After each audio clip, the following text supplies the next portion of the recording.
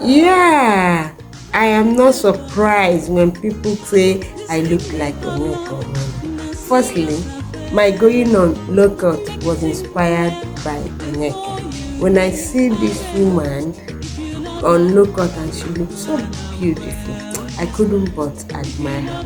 So immediately I started growing hair, gray hair.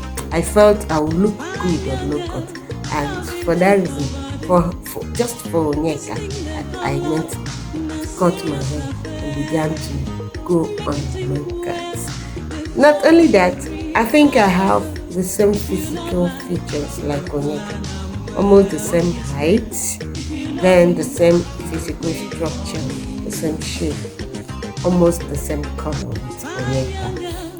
Some things are predestined by God.